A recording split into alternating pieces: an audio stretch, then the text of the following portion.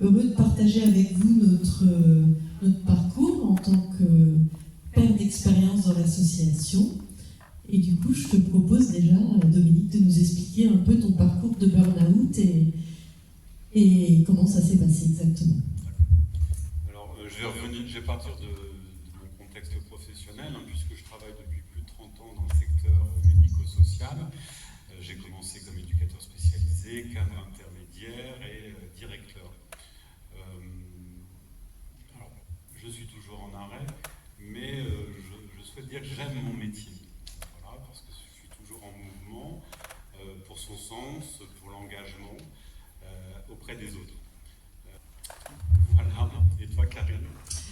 Alors écoute, moi aussi j'ai eu une belle carrière dans un grand groupe, jusqu'au jour où en fait j'ai perdu sens et alignement dans mon job, tout simplement. Donc tout à l'heure j'entendais les signaux autour des valeurs, autour de l'organisation, et en fait moi à un moment donné j'étais plus à ma place.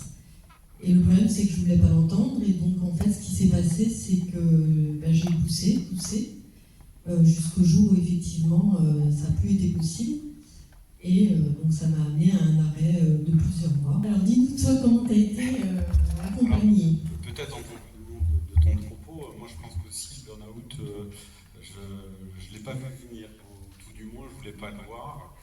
Je mettais mon état de fatigue en lien avec mes responsabilités, ma charge de travail, le contexte sanitaire du moment, puisque j'avais pris ce poste en plein Covid.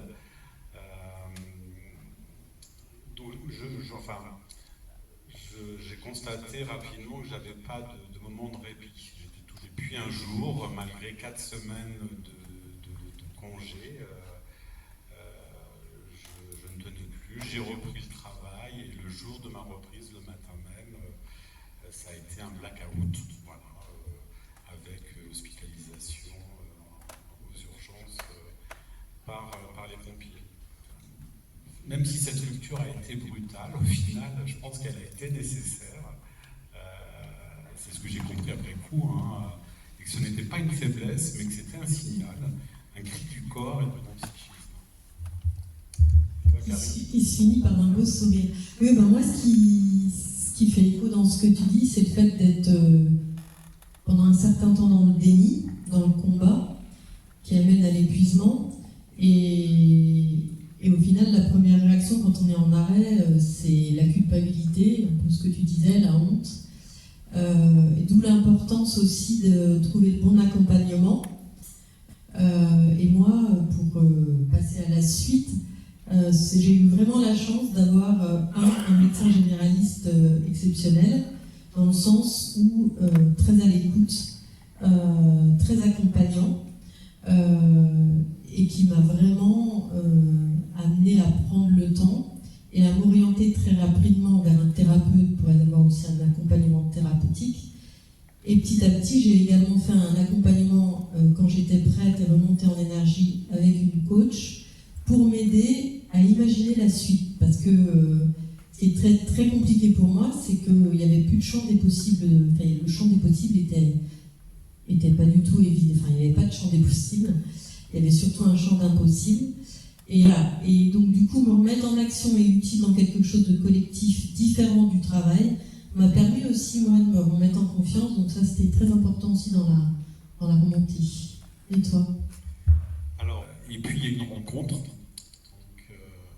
avec un médecin psychiatre qui m'a écouté, qui m'a vu m'effondrer, où je pense que pour la première fois, je m'effondrais auprès de lui, donc, sans m'expliquer pourquoi. Et il a eu ces paroles qui ont été vraiment un déclic. Il a dit, un véhicule, quand on n'a plus de carburant, il ne peut plus avancer. Il a juste dit ça. Et on a fini la consultation, et là, ça m'a permis de lâcher prise. Et je crois qu'à ce moment-là, en effet, le processus de soins s'est enclenché. J'ai commencé à penser à moi, indépendamment de ce que pouvait penser mon environnement.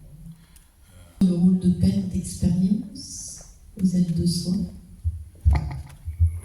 Oui, alors le rôle de père d'expérience, enfin, Alors, un peu en complément de ce que tu viens de dire, je pense que c'est aussi redonner du sens à son histoire, être père aidant. Donc, c'est vraiment transformer l'épreuve en ressource.